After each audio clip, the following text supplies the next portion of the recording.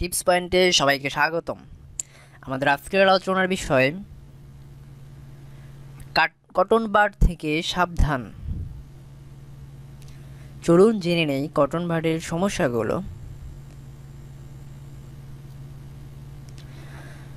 আমরা কান পরিষ্কার রাখতে কটন বাড ব্যবহার করে থাকি। প্রতিদিন যদি কটন বাড দিয়ে কান পরিষ্কার করেন তাহলে বড় ধরনের ক্ষতি হতে পারে, এমনটাই জানিয়েছেন বিশেষজ্ঞরা।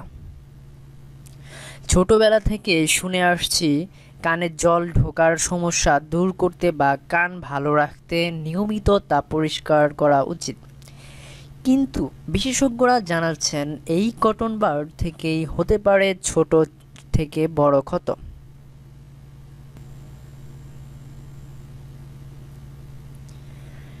মার্কিন যুক্তরাষ্ট্রের ওহিওর ন্যাশনাল চিলড্রেন্স হসপিটাল এর গবেষক ক্রিস জাটানা বলেন, কান খোঁচানো নিয়ে দুটো ধারণা রয়েছে। আমরা মনে করি বাড়িতেই নিয়মিত কান পরিষ্কার করার উচিত এবং কটন বাডই কান খোঁচানোর জন্য সবচেয়ে নিরাপদ। দুটোই ভুল ধারণা।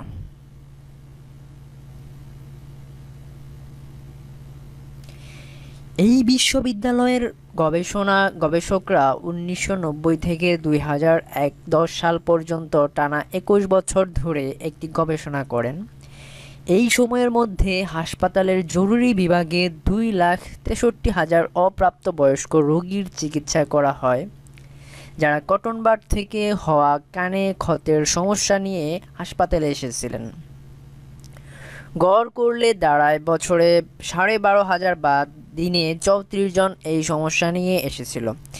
এর মধ্যে ৭৩% ঘটনায় ঘটেছিল কান পরিষ্কার করতে গিয়ে। ১০% ক্ষেত্রে কটন বাড নিয়ে খেলতে খেলতে ক্ষত হয়েছিল এবং ৯% ক্ষেত্রে কানে কটন বাড থাকাকালীন শিশু পড়ে যাওয়ার কারণে ক্ষত হয়েছিল।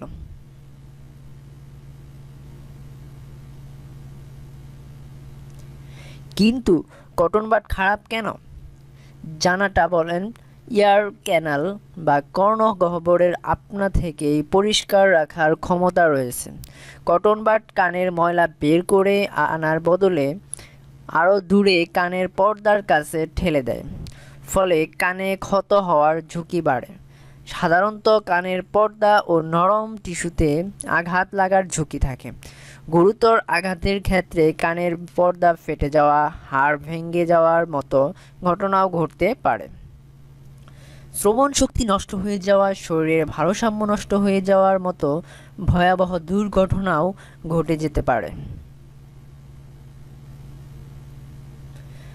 ধন্যবাদ আমাদের ভিডিও দেখার জন্য। ভিডিও ভালো লাগলে অবশ্যই লাইক, শেয়ার ও কমেন্ট করুন এবং পরবর্তী ভিডিওর আপডেট পেতে চ্যানেলটি সাবস্ক্রাইব করে রাখুন। ধন্যবাদ।